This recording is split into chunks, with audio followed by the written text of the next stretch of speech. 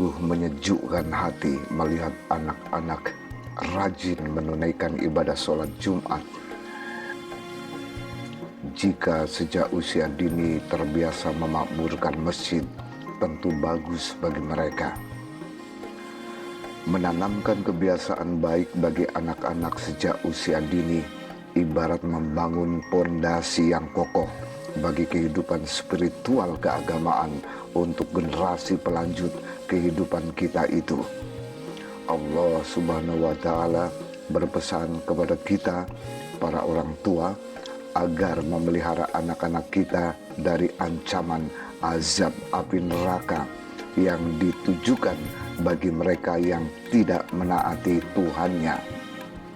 Pesan yang sekaligus juga merupakan perintah Allah bagi orang-orang beriman itu dicantumkan dalam surah At-Tahrim ayat 6 yang artinya, wahai orang-orang yang beriman, peliharalah dirimu dan keluargamu dari api neraka yang bahan bakarnya adalah manusia dan batu, penjaganya malaikat-malaikat yang kasar dan keras yang tidak durhaka kepada Allah terhadap apa yang Dia perintahkan kepada mereka dan selalu mengerjakan apa yang diperintahkan. Sehubungan dengan perintah Allah bagi orang-orang beriman agar memelihara keluarganya dari api neraka itu, jelas diperlukan keseriusan dari para orang tua untuk menanamkan sejak usia dini praktek keagamaan bagi anak-anaknya, termasuk melatih mereka menunaikan ibadah sholat Jumat.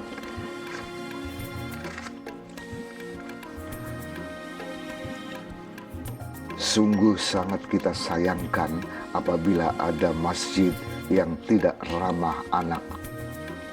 Kita memerlukan masjid yang ramah anak. Mudah-mudahan masjid-masjid kita dengan bangunan model apapun adalah masjid yang ramah anak. Sebagaimana dicontohkan oleh Rasulullah Shallallahu Alaihi Wasallam, baginda Rasul yang mulia itu tidak pernah melarang anak-anak untuk ikut memakmurkan masjid. Justru Rasulullah Shallallahu Alaihi Wasallam memberikan contoh memperlakukan anak-anak yang ada di masjid dengan lemah lembut, sebagaimana beliau contohkan saat menyikapi kedua cucunya Hasan dan Husain yang berlarian di dalam masjid. Dalam hadis riwayat Ahmad, Abu Daud, Nasai dan Baihaqi, suatu hari Rasulullah khutbah. Saat itu muncul dua cucu kesayangannya, Hasan dan Husain. Kedua cucu baginda Rasul bermain di antara shaf jamaah. Hasan dan Husain berlarian dan sesekali jatuh. Melihat hal itu, Rasulullah Shallallahu Alaihi Wasallam lalu menggendong keduanya, kemudian bersabda yang artinya, Maha benar Allah dan Rasulnya yang berfirman bahwa harta dan anak-anak adalah ujian. Ketika melihat keduanya, saya tidak tahan untuk menggendongnya. Begitu sabda beliau dengan suara lembut. Dalam riwayat lain pada Musnad Imam Ahmad dari Abu Hurairah, Rasulullah Shallallahu Alaihi Wasallam saat itu mengimami sholat Isya. Saat sujud, Hasan dan Husain naik ke punggung Rasulullah Shallallahu Alaihi Wasallam. Baginda Rasul sengaja memperlama sujud sambil menahan keduanya dengan lembut. Rasulullah Shallallahu Alaihi Wasallam lalu mendudukkan keduanya di samping beliau. Namun Hasan dan Husain mengulanginya sampai sholat Rasulullah selesai ditunaikan. Adalah menarik jika dicermati hubungan antara iman dan aktivitas memakmurkan masjid.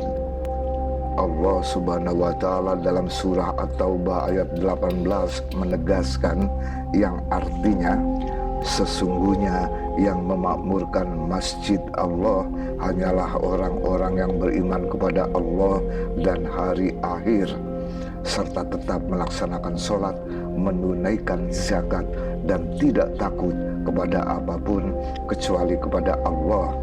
Maka mudah-mudahan mereka termasuk orang-orang yang mendapatkan petunjuk. Sebagaimana disebutkan dalam surah At-Taubah ayat 18 itu, di antara ciri orang beriman adalah mereka yang memakmurkan masjid. Jika sejak usia dini anak-anak terbiasa memakmurkan masjid, saat mereka kelak dewasa, mereka akan menjadi orang beriman yang sebenarnya.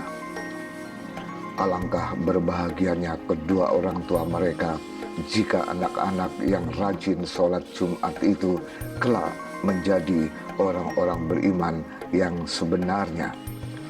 Sholat Jumat pun usai. Anak-anak di sebuah masjid lalu dengan sigap berlarian menuju tempat nasi berkah. Mereka pun dengan riang mengambil nasi berkah itu.